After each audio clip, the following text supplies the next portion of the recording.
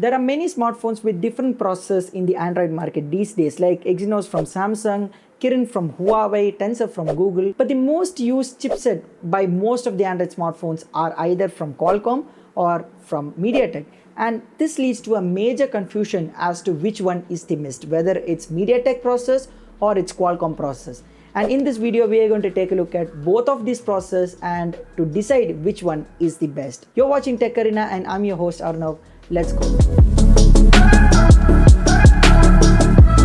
If you take a closer look, Mediatek has been focusing on producing chipsets for different categories of price ranges like budget or mid-range or flagship. They have been doing really well with its Dimensity lineup of processors, and that gives a tight competition to its rival Qualcomm Snapdragon. And while there are many perceptions that people have about its performance related to heating and battery consumption, Mediatek is actually improving really well. And first, let's talk about the general perceptions that people have on Mediatek. Number one is excess battery usage, and number two is overheating. While this was actually true before, when Mediatek was focusing on only flagship processors, Mediatek processors generally consume a lot of battery and overheat like anything. It is not actually true anymore because these days Mediatek chipsets are actually really good in terms of performance and efficiency, especially with the Dimensity processor lineup. Whether it's 800U, 900 or 950, all perform equally well to Qualcomm Snapdragon processors.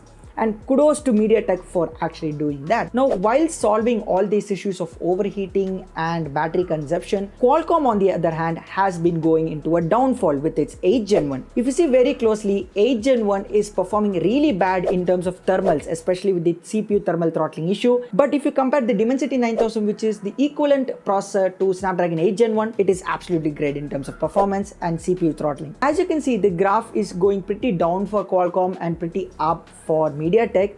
You can't actually choose which one is the best because, to be honest, my perception about both of these chipset manufacturing companies these days is both are really great. While my answer sounds diplomatic, it is actually true that both is actually performing really well. And to be honest, choosing a smartphone just based on the processor is an absolute stupidity. You should consider many more things if you actually consider the speed of the device, like the storage type and storage speed, RAM type and RAM speed. These are some of the other factors which also affect the speed and performance of a device. So instead of bragging on the processor which a smartphone has, do consider the other factors. As I said, this storage speed and storage type, the RAM speed, RAM type. These are some of the other factors which affect the performance of any chipset. So keep that in mind, that processor is not only the factor that affects the performance of a device, and bragging about this smartphone has this processor and that smartphone has that processor is not only the answer. So keep that in mind. It's not Qualcomm, it's not Mediatek, both are really great these days. You can buy Dimensity processor chipset smartphones, you can buy Qualcomm Snapdragon chipset smartphones, both perform really well these days.